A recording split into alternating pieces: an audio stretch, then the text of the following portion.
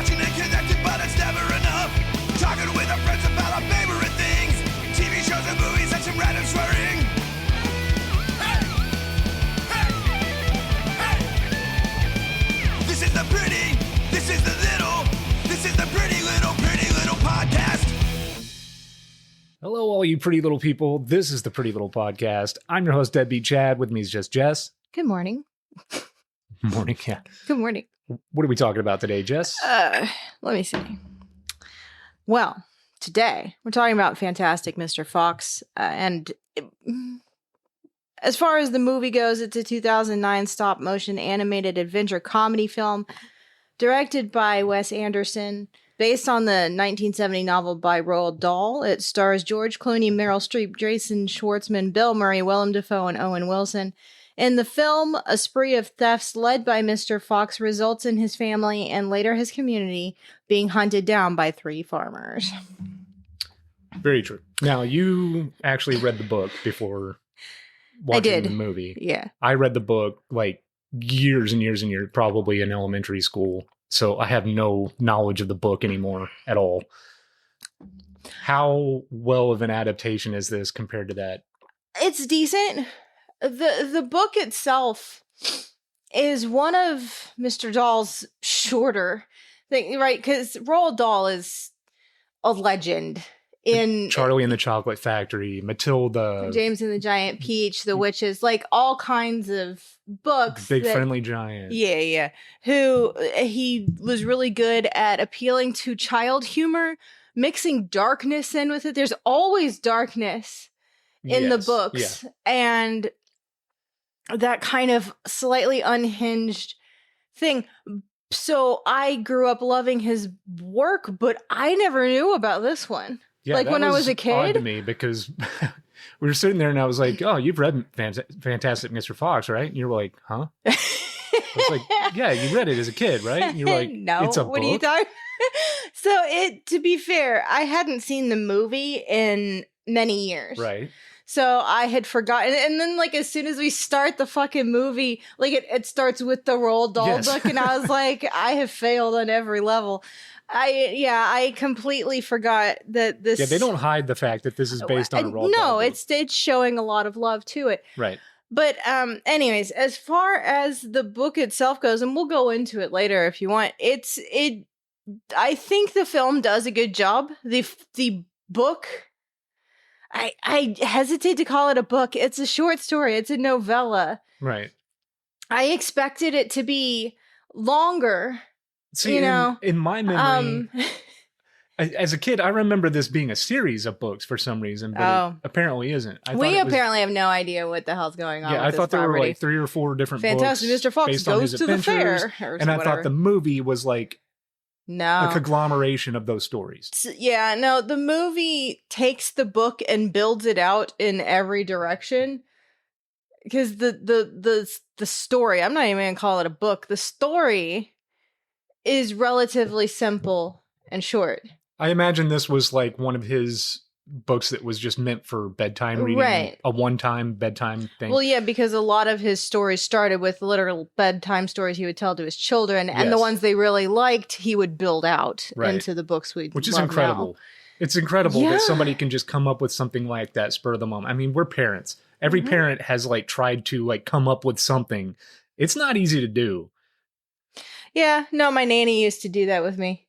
You know, she'd lay me down to go to sleep and like make something up, and certainly not. But it was always us. Certainly not at the level of being able to produce multiple stories that are like every one of his books is beloved. I don't think there's anything he's put out that people didn't like. I don't know. Even to this day, I mean, he's definitely had a lasting impact for all that these stories are just silly little nonsense things. There's more complex every single one of his things stories has been adapted into some sort of movie. So it's definitely, it's even gone outside of the book genre into film, and they're still, as relevant today as they've always been. Well, yeah, because I think you say silly little stories, and I know what you mean, but there's darkness there, and there are things in each story that help kids deal with the darker side of being alive, the aspect of it. There's death in these books. You know, James's parents are killed in James and the Giant Peach. You know, kids are mistreated. Matilda's bullied mercilessly by everyone, including her fucking headmistress. Yeah. You know, and then Charlie and the Chocolate Factory is nothing but a series of, hey, don't be like this kid. Don't be like this kid. Here's what not to fucking do, or terrible things will happen to you. And no one dies in Charlie and the Chocolate Factory. You know, people say, oh, well, no, they do. They all make it out, but they are fundamentally changed by their experience and fucking humbled. And it's the meek little Charlie Bucket who has a good heart who ends up triumphing over everything, and he gets the chocolate factory for his family, blah, blah, blah. But anyways, no, we're here to talk about Fantastic Mr. Fox. The story itself is much shorter. It's very simple. Yeah. It took you about as long to read, shorter to read the book than to watch the movie. Much shorter. Yeah, it took me like 30 minutes maybe. Yeah. And I had figured, because, you know, with the witches, James and the Giant Peach, Charlie and the Great Glass Elevator, which is maybe my favorite of all of them that people don't talk about. It's the follow-up to it. I'm surprised we haven't got an adaptation of that. It's so good. Oh, man, I'd love to see the Vermicious Canids like in real life. I expected this to be more than it was, so I was actually concerned because I read it yesterday. Mm. And, you know, this is, what time is it? It's like 8 a.m. right now when we're recording. Not even. Yeah. It's like 7:45. So I was like, am I going to have time to do this with all the other stuff? You know, I did. And then it was a little poof. Like, I was like, oh, well, shit. All right. I guess I'm fine. So in 2009, this story of the Fantastic Mr. Fox was adapted by Wes Anderson. Mm-hmm. And just at the top of the show here, I kind of need to talk about Wes. Because you and I have opinions. Let's talk about Wes Anderson.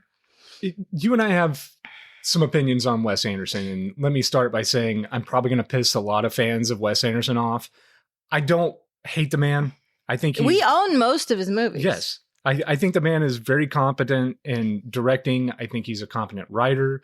He has made some movies that a handful of his movies I could watch anytime, anywhere. Yeah. I think where the problem lies with Wes Anderson, for me personally, is the fact that his later films are just up their own ass with pretentiousness. With the Wes Anderson-ness. Yes, it is. He has taken something that was so utterly unique to him. And cool. That was so, it was so much fun to watch and interesting to watch. And then he just turned it into this thing that is just so overbearing. Yeah, well, because and we're really talking more about his more recent movies. Because, what's your favorite Wes Anderson movie? I really like The Royal Tenenbaums. I definitely like Life Aquatic. I think that one is a masterpiece. Fantastic Mr. Fox is definitely up there. Mm-hmm. You haven't mentioned my favorite one. What? Which is the Darjeeling Limited. Oh, yeah. I really like that. The Darjeeling Limited is also another I love that movie. Great class. Grand Budapest Hotel. Grand Budapest Hotel is a fucking masterpiece. That was wonderful. But yes. Then you get into films like Moonrise Kingdom. Yeah. Which didn't touch me at all in any kind of way. Because, I mean, first of all, the subject matter just doesn't interest me, right? It's about the Boy Scouts. I had a friend that was in Boy Scouts growing up, and going to his house was just fucking not fun. Yeah, I was in Girl Scouts, but ours was more about making friendship bracelets and selling cookies. He was always, him and his family were always doing his family was way too involved with us. I don't understand I don't know how to describe it, but it's like, I couldn't just go over to his house and like play Nintendo or something. Like his parents had to have activities and we had to be involved in them. And then so they had a healthy family life. I guess. And you were like, what is this shit? And then spending the night at his house, like it was a fucking like, we were probably going to go sleep in the backyard. I didn't understand. I was literally going to ask, did you hang out in the backyard and sing Kumbaya and stuff like that? I didn't sounds kinda understand hokey, the whole but like wholesome. concept of like, but we can sleep in the yard. And I'm like, yeah, but there's a bed in there. Like, Well, you're not a camper. I grew up camping. yeah. So there is some excitement. I'll stick up for the backyard But sleepers. there are some movies that Wes Anderson has made that I think there's at least 5 that I'm just like are bangers. Yeah. I could watch anytime, anywhere. And then you get things like Moonrise Kingdom, The French Dispatch. Okay, which is the that's most what I was current just one that about we to watched. ask you. I was like, what was that one we watched last time? That The most movie- recent one, because And Isle of Dogs. Isle of Dogs, I fucking hate that movie. I'm sorry, I just do. I wanted to like it. I bought it. I watched it. I've seen it twice, and both times it was not a fun experience. It's the most boring movie that he has ever made. I say the French Dispatch is more boring. French than Dispatch that. is right there on par with That it. one. I just kept going like, how much more is what happened? It's because I needed to be clear. You were in my mind for a long time what I classified as a Wes Anderson fanboy. Like you Yeah. loved his movies. The first movie I saw of his was Royal Tenenbaums, and I saw it in theaters because growing up, I had a bunch of weird friends, right? I had like a punk group and an art group and all this different. That's like, what it was growing up when we Yeah, did. We had so different like the art groups of kids friends. that I hung out with Yeah. all wanted to go see this Mm. movie. And so I went with them and I thought it was great. Like the thing with Royal Tenenbaums and why that works so well in ways that like the French Dispatch doesn't, right? Wes Anderson has this way of making these characters that all have these weird quirks. They're all strange. They're strange in and of themselves. They don't really work in a society because they're all so very unique, right? And it's like, what are the influences that made this person turn out this way? Mm-hmm. But with the Royal Tenenbaums, it makes sense because it's familial. Yeah, it's They're the all whole a family of different weirdo, weirdos, eccentric yeah. people. So it makes sense that they would all kind of share these same Mhm. weird quirks and whatever. So that movie really works. But with something like The French Dispatch, this is like an anthology story with a narrative running through it that connects the stories. And it wasn't clear when we were watching it that this was going to be an anthology to me. So I was like, But the problem What happened? there is because it's an anthology, it's these short stories where every main character in each one of these stories has to be the weird, eccentric, freaky Yeah. weirdo.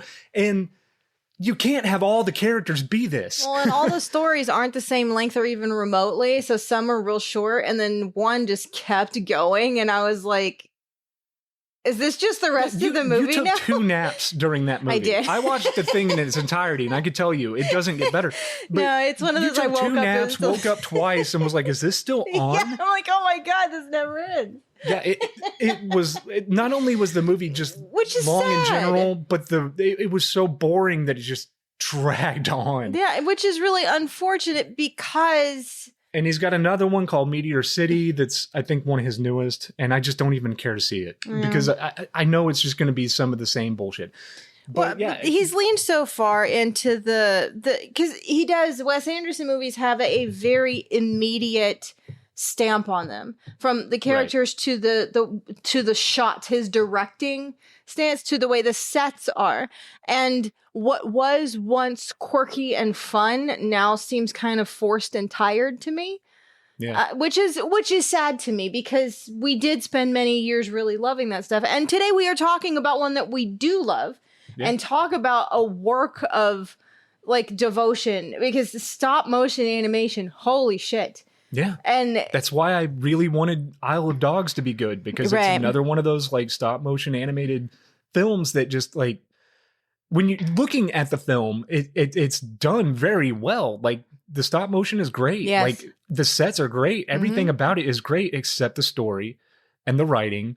And the characters are just not that memorable. but Fantastic Mr. Fox has none of those issues. No, and the biggest problem that I have with Wes Anderson is it seems to me like the growth that he has is just injecting more of the strangeness Of the into it. quirk. And he's just overflowing these movies now with the eccentric strangeness.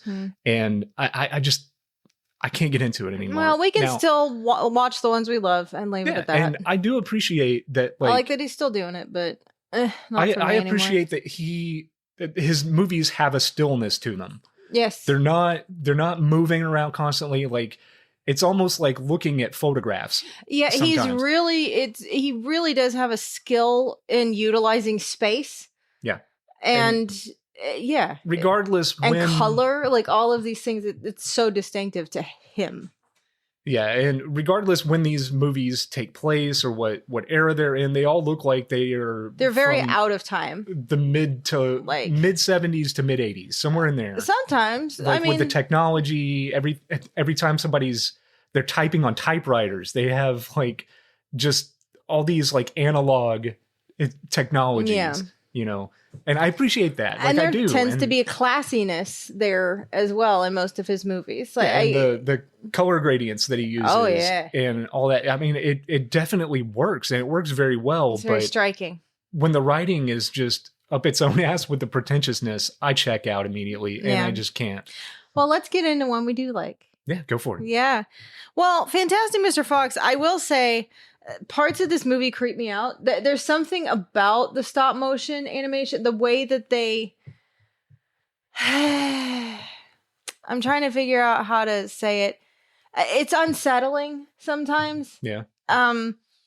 Like, I don't know, the little stars in the eyes of the beagle when he eats the blueberry, and then he just it's like asterisks or something. Yeah. And there's certain little motions that like Mr. Fox will do where you see too much of his teeth, and it's just kind of weird and creepy when he smiles out of nowhere. Yeah.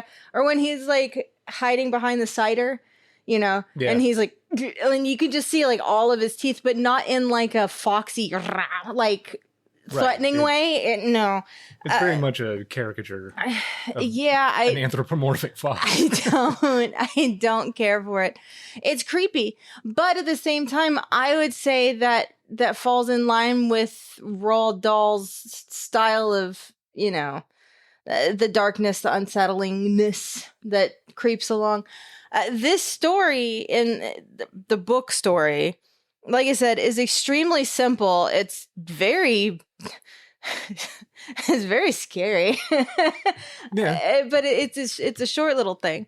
So, but I don't know. Well, the plot to this movie here is that, that Mr. and Mrs. Fox are, they're a couple. They already have a kid. She's now pregnant, and she wants him to stop his life of theft, basically. Yeah. And settle down, get an actual job, like that, get his shit together, and do away with this life of crime, and be a father figure, I guess. And then cut to 12 Fox years later, which is a thing from the movie. The book doesn't have Fox inherent years. to Mr. Fox is those ways, right? Like that's what he is. That's what he is all about. He's basically a cat burglar, fox burglar, whatever. Well, foxes steal chickens. Yeah. That's what they do. But he's not, it's not like a malevolent thing or anything like that. It's just, he has it works conversations plays well to his nature as a fox. He's like, I'm a wild animal. Yes. For all that I walk around on my hind legs and wear pants. At first he tries to subvert it and hide it from his wife, but by the end of it, he's just like, look, this is who I am, and she's like, yeah, I know. And none of that's in the book. Well, the book is literally a 20-minute book. That's what I'm saying. That's what I'm saying. They took the story and expanded it in all directions. Yes, they kind of The story literally is the three farmers have these three farms. Mr. Fox and Mr. Fox have 3 kids. 4 kids? 3 or 4 kids. And he goes out every day. And she tells him what she wants. He's like, do you want chicken? Do you want turkey? Like, what do you want today? Do you want a duck? And she'll place her order. He'll go out. He'll steal the things. He'll bring it back. And, and the farmers are getting more and more pissed off. They try different things to try and catch him. He's too smart. So they eventually, stay like outside the hole where, the Fox family lives with their guns, and they shoot his tail off right when he comes out. And he's like, oh crap, they're onto us. And they all start digging down. And it gets to the point, the farmers are chasing after him first with shovels, and then they get their mechanical shovels, they call it, what the hell? Right. Yeah. What are those things? The Scoopy things? I lost my mind. What the fuck are those called? Like excavator, like the like a construction type thing. Whatever. Those things. And the foxes are getting hungrier and hungrier. Eventually, Mrs. Fox is so like weak and hungry that she can't dig anymore. And they think they're gonna die, and he ends up like getting some of his kids to help dig, and they dig a hole under like coop number 1 in the first farmer's thing, and you know he ends up making all these underground tunnels to connect to the different farms instead, and he runs into Badger and things like, but none of these people have names, like none of the animals. I mean the farmers do, but it's just Mr. Fox, Mrs. Fox, Badger, Rabbit, there's, It's same with the movie. So, and Christopherson isn't in it at all. And they don't go to school. They're just animals. And and eventually they build a little underground city so they never have to go to the surface again. And they just go up in the different like farmer like tunnel holes they've made to steal when they need, and none of them ever go above ground again. And the legend has it that the 3 farmers are still staring at the hole waiting for him to come out. That's the story. Like that's the entire thing. Okay. So, well, I mean, there are the heart of every bit of that is there, right? But it's expanded and some things are changed. So overall, it's a good adaptation because it's so short. I like what they did with it. They added a lot of personality into these characters. Yes. I mean, who's your favorite character? You can't see I'm doing like the finger thing and who's your favorite character? I as far as like the characters in the movie, I think the one that like I think Ash was probably the better he's my character. favorite. He was the one that, because he's just so he's so emo, man. He wants to be an athlete. I don't know. I like Jason Schwartzman anyways, so... Yeah, and, the addition of the Christopherson character, like... He's good, too. That's Mr. Fox's nephew. Yeah. Who comes to stay with them while his Mrs. brother... Mrs. Fox, but yes. Mrs. Fox? Yeah. Okay, yeah. So, yeah, Ash makes sure that to make it known that he has no blood relation to his father. That's right. Her brother is away, and he has double leukemia. Yeah. And, he's just kind of a natural athlete. Double something. And... Pneumonia. Ash is, Mr. Fox's son, and Mr. Fox was like back in his day was known as an athlete, and he was great the at world's everything he best did. At what was it, whack bat or something whack ball?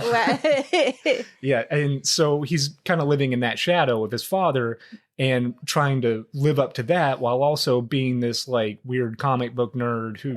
Yeah, he's kind of awkward. He's a little short. He's a little uncoordinated, but he wants to be an athlete. Right. So the Christopherson character coming into the picture is kind of important for the movie, and I think it's a good addition. It is a very good addition because we need that B plot. Yeah, sure. To carry this movie through, and both of the kids play an integral role in the A plot as well. Like they do contribute, right? And it does definitely help Ash grow up a little bit, and. Well, because also Christopherson is this effortless athlete, but he's more interested in like meditation and stuff like that too. Yeah, and like then the girl that Ash likes at school has a crush on Christopherson. Yeah. So it's something that's relatable to every kid, Yeah, we all go through this shit, but I think that Ash, just his mannerisms and the way that he's just kind of like.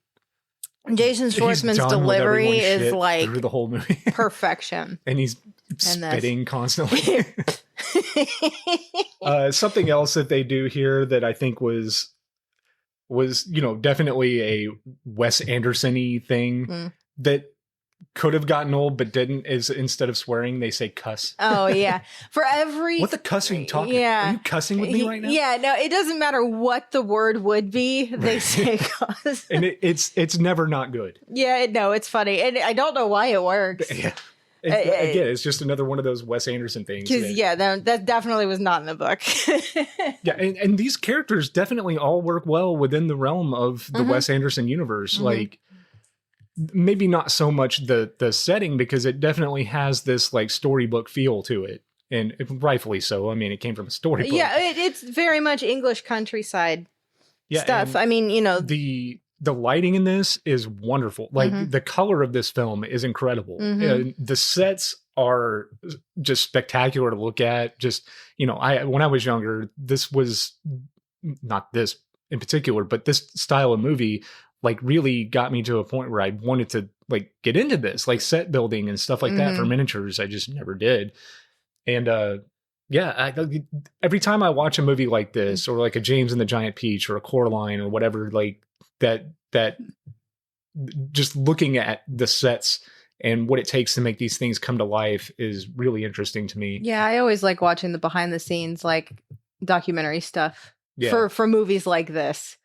Because it shows just how much effort went into every single little puppet, and how many little details they took from Roald Dahl's life to put into this movie as different homages. You know, there's a replica of his actual house, of his chair that he would sit in to write these books. His cup is there. Yeah, there's Mr. Fox uses his coffee mug. Yeah, like they made a just miniature things. scale replica of it. And they make no mention of it. They don't draw attention to it. It's just there. Yeah, I love that. if you know, you know. If you know, you know. Yeah, there are tons of Easter eggs in this for Roald Dahl fans. Super cool. Yeah, Because they didn't have to do any of that. and what I really like about this release, you know, we have the Criterion Blu-ray box set thing. Brag. And, and not only is it like a love letter to the film, but like the entire thing is just a love letter to Roald Dahl in particular, with tons of documentaries about his life. Yeah, as Jesus well as Christ, and all of like terrible things he went through. Yeah, Like, oh my he went through a God. lot as a writer, and you know, I can As a understand father. now why, you know, his stories had that darkness to them, and he was dealing with a lot, and Mm-hmm. especially because the tragedies that he suffered all involved his kids. Yeah. Like, And then it's- his first wife. Yeah. But it's ultimately a thing of triumph for all except, you know, one where one of his children did die at a really young age. It's still I don't know. It was a really fascinating portrait of this guy who wrote so many of my favorite books when I was a kid. And, you know, obviously you have no idea of like all this stuff that he was, he was a World War II pilot. He did all of these different things. He developed this instrument to help fair, a like lot of drain the those- fluid off of people's brains because it was happening to his son, and then it went on to save hundreds of other people's lives. Yeah. You know, it's just like, what the hell, this man? is the thing that I talk about when I say, like, you know, I don't think all modern writing is bad. I think most of it, Good. I'm glad. I think most of it is pretty terrible. And when you break down what the problem is with modern writers and classic writers is the fact that, and I've said this many times, like you mentioned, he was a World War II pilot. A lot of these classic writers went to war. They were in the Army, Well, I'm too Marines, old to go Air to war. Force, whatever. And they had these lived experiences outside of their own countries in a group that was like a second family. And it really does help to mold you into something that has I'd say the ability to it tell a story. No, I would say it depends on what the story is you're trying to tell. And I think there's a lot of different kinds of experience you can get that don't include going to war. But it just depends on what it is that your book is. Sure. But but- my thing more is just I see the same issue, and I'm not trying to get too controversial, in a lot of traditional published authors as we do Hollywood nowadays, with a lot of just like the same shit over and over again. We're seeing a big rise in the use of AI in different areas. Oh, yeah. In, you know, from the writing to the covers and it's just slop. Yeah. And that's not all of them, obviously. I'm really not trying to get controversial, but if you are active in these spaces, you see this shit happen over and over again. And, you know, so no, I would not say all modern writers are crap. I know you didn't say that. But as the owner of a publishing house, I need to point out that there are those of us with a lot of different kinds of experience, but our voices are small, but we're still here. Yeah. But anyways, yeah, I don't know. Well, I mean, back to the AI thing, like that's just one of those things. Unfortunately, it's not, it's here to stay. Like it's not going away. It's not going away anytime soon. It's only going to get better and better and better and more ingrained in our lives. And it's going to take away the chances for things like Fantastic Mr. Fox, which is ultimately entirely human created. It's painstaking work. Could you crap out, you know, a 10-minute version of this using whatever fucking bullshit AI thing you do? If you're a prompt wizard or whatever it is they're fucking calling Prompt themselves. artist. I'd call myself a prompt wizard if I was into that shit. It's way cooler. But there's still something lost in translation there when you use that. I don't care how good it looks. It matters to some people like me that a human didn't spend a shit ton of time because this is what they want to do. This is their expression. This is how they want to, you know, they want to share this with the world. And there is something to be said in taking a long time to make something painstakingly correct rather than just crapping out a prompt. Yeah, and I could tell you one thing that I don't AI care is if it looked absolutely- identical, there would be something lost. One thing that AI is absolutely going to just demolish is bonus features. The future is just not going to have bonus can I features see the because they're- prompt? Like, what are you going to show me? Yeah, I don't exactly. fucking Here's cares. the prompt I used to type in. Wow. Yeah. You're a and wizard. Again, going back to this Blu-ray, like, you Artist. see the time-lapsed photography that they do showing the animators going through this process on the sets and animating these things down to the guy who made the armatures and like the technology that he was creating on the fly Yeah. to make armatures Like the to little make fingers teeny- move yeah. and stuff. It then So like, cool. the puppeteers, once they get all the puppets and they unwrap them and they're just like in awe of these Yeah. things and they look fantastic. And there's just something to it that just is going to just, it's going to go away. And we're going to have entire generations that just don't care. Well, I don't want to make this episode about that. We can do our part to highlight films like this and show it to our children and, you know, and make sure that not all of that is lost. I don't think it's hopeless. I don't think AI is going away, but that doesn't mean that it has to be the only recourse people have to creativity. Well, my hope for it is that it's just going to become so like common that people are going to get bored with it. Well, I'm already super bored with Yes. it. Look, I'm not. But I've been anti-AI like this whole time. Generative AI. I am This whole definitely. time, my publishing house has a very public, strong, no fucking AI at any part in the process stance that we've said multiple times. I'm staunchly against it, but I'm still amazed by it. I just think that amazement's going to wear off. My issue is we could have taken this in any direction, and you decided to go after creativity as the thing you want computers to replace. Fuck you. Yeah, how about like Fuck you. use AI? AI should just be like a tool to help us pay our taxes. You know what I mean? Like there shouldn't. I be told you replacing it art. already is. I say no to that too because I'm you know, I'll just put the numbers in It should myself. not be replacing the human experience. No. And I'll read it. Yeah. Well, to my mind, there's a difference between because there was a big controversy with Baldur's Gate 3 because they were using some AI to generate possibilities so they could like see what it might look like, but then they took that and went and made their own thing. Like they didn't just throw AI shit in the game, right? Like they were like, okay, well, what would this look like? What are some possibilities as to what this could look like? Oh, I like this from here. I like this from here. And I'm going to mix this all with my own shit.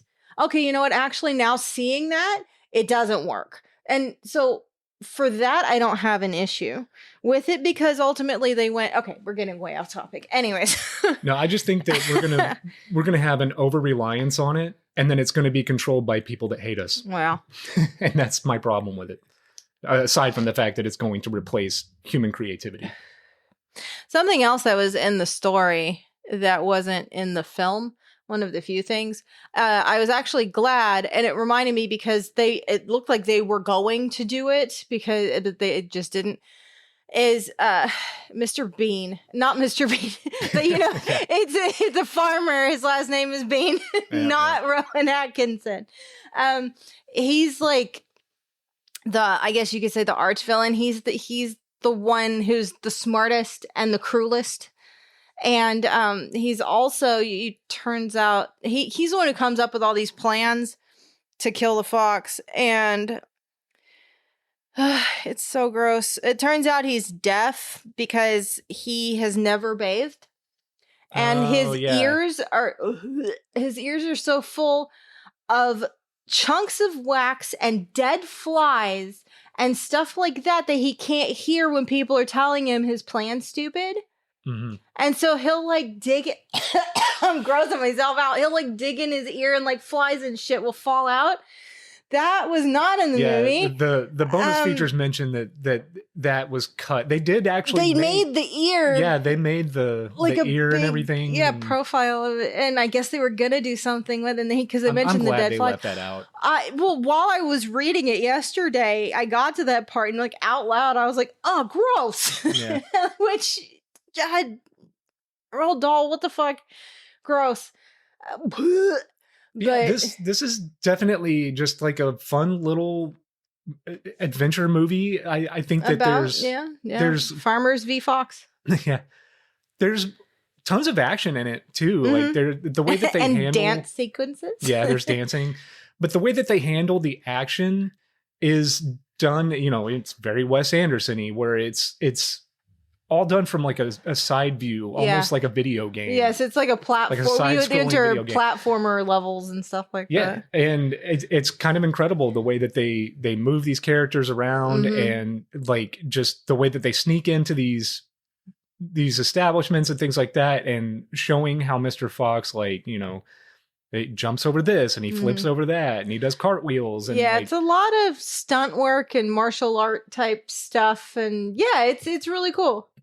Yeah, it works, and it works in that same way that like anything that Wes Anderson does, where it just kind of looks like a diorama. It's very diorama, yeah. Yeah. Well, like when they're digging through the tunnels, there's a big group of them, and even the people at the back are doing their little like diggy motion, even though they're clearly nowhere near like the actual dirt that's being dug. Right. But it's like that type. It's a cartoony kind of, and it works. But diorama is very accurate. Yeah. And I think like, especially the digging parts, I mean, if anybody out there knows what painstaking process it is to go through to do stop motion animation. Oh my God. You got to come up with shortcuts. And I think this is like great. the it was best a thing charming way of doing it. It's very cute and charming. The whole movie is charming as hell. Yeah. And charming and unsettling. So that's Roald Dahl. But yeah, I mean, throughout the story, it is definitely, it's Mr. Fox's story. He's trying to balance his home life with his proclivity for breaking and entering. Which is all, like I said, that's all movie. That's all in the film, not in the book. He's just a fox in the book. It's fully acknowledged that he steals stuff. Yeah, and it's fine. It has it doesn't have the existential, what am I? Who am I?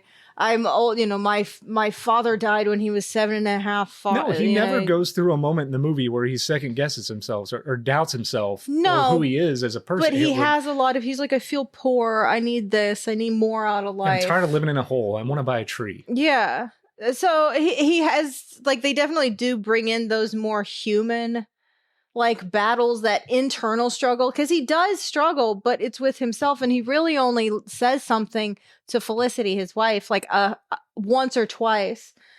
She's like, why do you keep doing this, Foxy? And he's like, I need to feel like, I'm not where I want to be in life. Like, I haven't achieved what I want more for my family, that type of stuff. I don't have much time left before I'm the age my father was when he died. And none of that, I don't want to live in a hole anymore. That's entirely added into the movie. But I think it works. And like I said, it fleshes these very rudimentary bedtime story characters. This is a one-night story. Like, this is just a short little thing. Yeah. And it really opens up the world. There's certainly, there's Badger doesn't own a mine or whatever, was like financial advisor or something. No, Badger's just a badger who is pissed that Fox brought the farmers over because now everybody has no home and everybody's starving. Like that part, yes. And they do make a big feast, and it does have the Roald Dahl, like the illustrations, which I love. If you're familiar with his books, it's these like weird squiggly. It's a very distinct style. Yes. That is in all his books, and it's fun because, like I said, I grew up with these books, but I never read the story. So here are new pictures like I haven't seen. I'm 42. Yeah. I haven't seen these. Oh, great! So that part was fun. The ear part, no. Yeah, and I mean, throughout this thing, like I said, it's Mr. Fox's struggle between balancing his home life and then his personal life with his breaking and entering and stealing chickens, and then it turns into turns into stealing cider, and it's a very Fox thing, right? Even if you have we have a cat, Verity, who acts kind of like this. Well, it's that predator mentality. Yes. And woe betide to any bug or small lizard that finds its way into our house. Yeah, and she's very unapologetic about it. And I love her, and she's awesome. No, she's funny, but yeah, man, she's brutal. She plays with them. Throughout it, his wife does come to terms with the fact that, look, how do we eat? Yeah. If not this way? Right. How do we feed our family? Well, yeah. And then she's pregnant again. Yeah. At the end of the movie, and now they've found a infinite source of food, which is the grocery store. That's owned by Bean. Yeah, that is not how. Like in the book, they literally just use the tunnel system that they created because one goes up underneath like a coop, and so you just lift the floorboards and reach in and get some chickens, and so like no one knows that they're there. I don't mind the addition of the supermarket though. There is an environmental message here, and not staunchly, but definitely an anti-industrialization. It's got tinges of Watership Down to it. Yeah, for sure. Yeah, it's there. And then I do like at the end when they are in the grocery store and they've got all the groceries and they're mentioning that it's all processed garbage. Oh yeah, he's like, yeah, this isn't real goose and this isn't real, whatever. Yeah, this apple may not be real, but at least it's got stars on it. Yeah, yeah. I think George Clooney is the perfect casting for Mr. Fox because he's very good at doing this it's the same kind of character that he plays in Oh Brother, Where Art Thou? Absolutely. It's that very self-assured, even though maybe you actually don't have all your shit together, dude. Kind of a criminal, but petty criminal. but also the world's best genius to his own mind. So, yeah, it definitely reminds me of that. So he goes on these pontificating speeches from at the feast, Badger, which they're in Badger's house. He stands up to make a toast, and Fox immediately cuts him off and just all right, hold on. And then Badger sits down and Fox takes over the speech. It's that type of thing. He's like, all right, everybody. All right, here we go. I'm here. Hello. And I am the smoothest man in the land. And, it's that type of thing. Yeah, definitely star of the show for sure. And great casting. It does take somebody like a George Clooney to pull that off. Yes.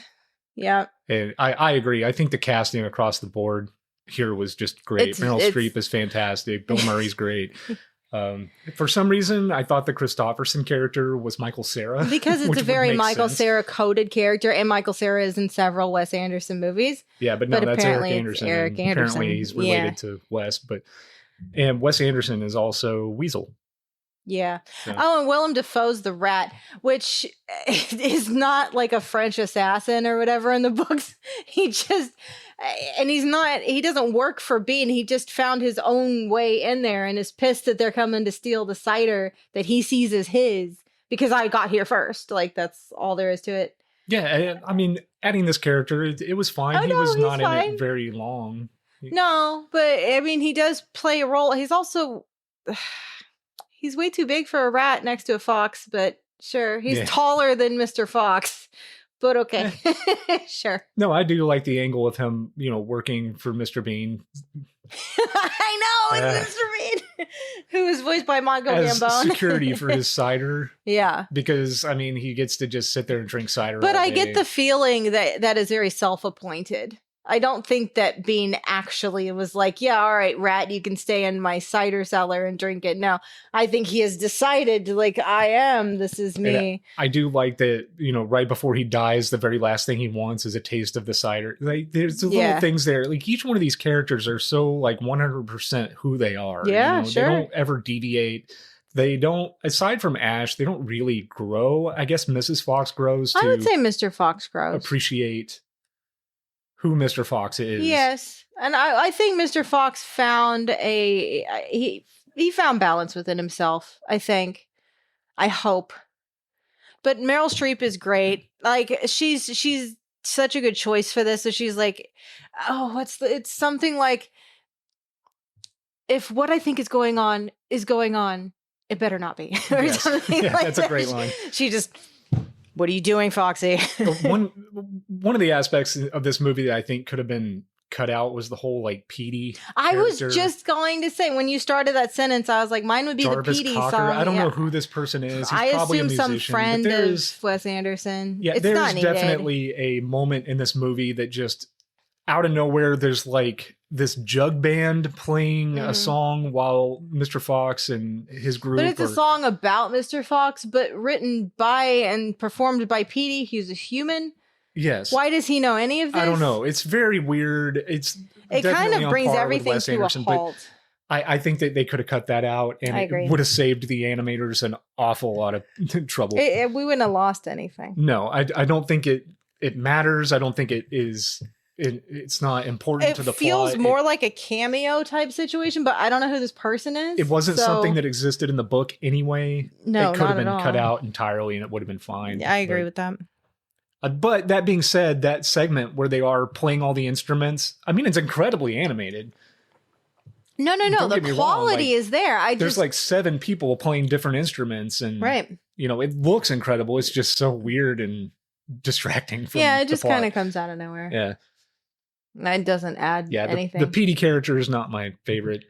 But yeah, I do think that Ash is an incredible character just because we've all been Ash at some point in our life. I love him. And He was the one thing I remembered most since it's been so many years. I was like, no, I remember loving. I couldn't remember his name, but I was like, I loved the Jason Schwartzman son. I remember that because he's just a little.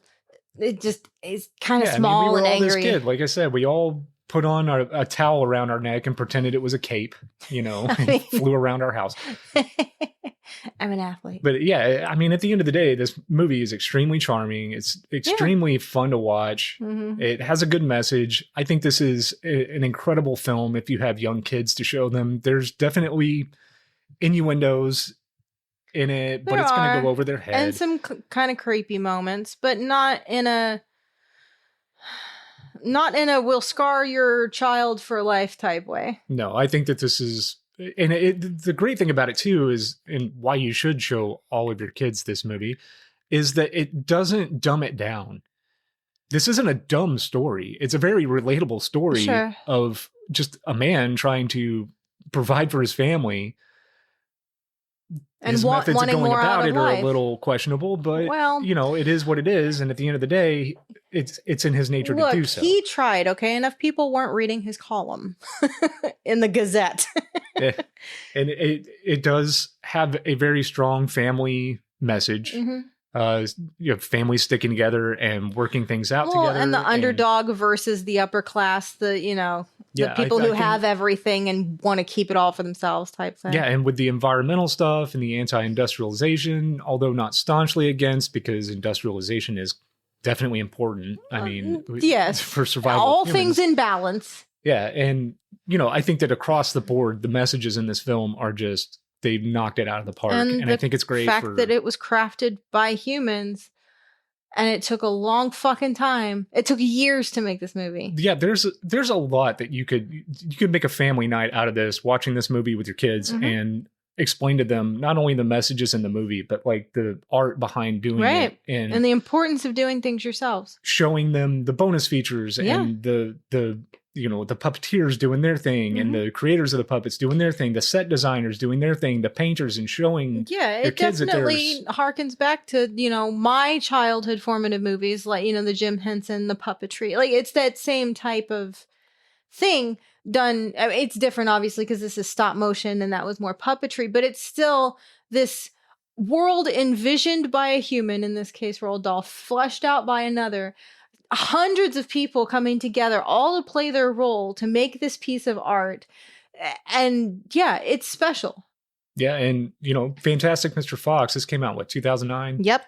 So by the time this came out, this was like the final piece, right? This was the final work of Roald Dahl that had not been adapted into a movie or TV show or something at that point. So probably. There you go.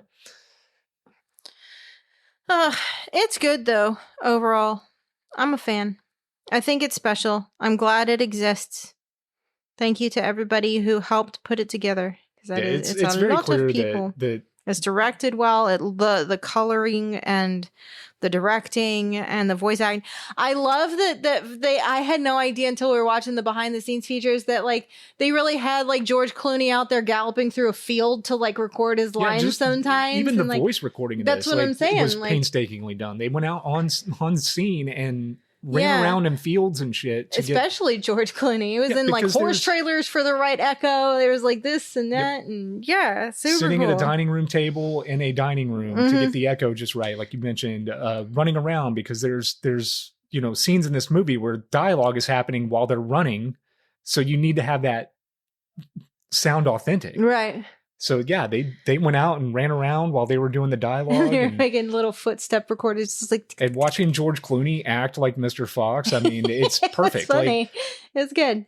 Yeah, and I'm 100% a recommend on this. Yeah, absolutely. Sure. And for all that, I think that Wes Anderson was a good choice for this. I think that Wes Anderson managed to put everything that I love about his films in this and none of the stuff I don't. Right. No, I agree.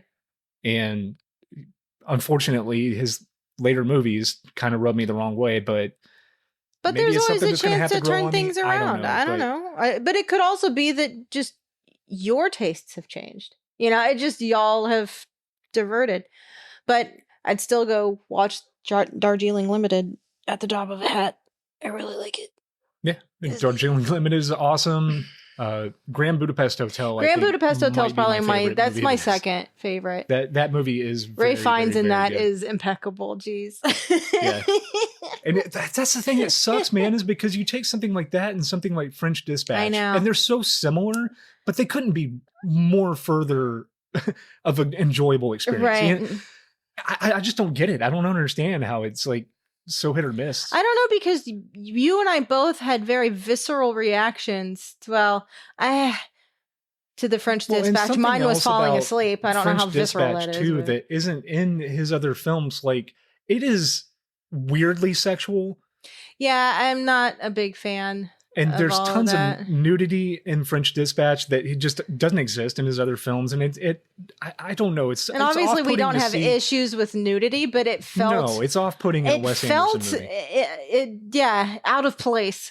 Yeah, because I've always looked at Wes Anderson as one of those filmmakers that like, this is something that you could show like, a 13, 14-year-old that's getting into like film, right? Yeah, They're getting out of Here's some different ways to think about what a film can be and placing more importance on like set design. Like, it's a lot of his movies are a masterclass in set design and all of that stuff. Like I said, watching his movies, it's like watching a photograph from a indiscernible time. Yeah. Like I said, they're out of time. Yes, like they're just their own little pocket things. And they going on. All exist within his own world.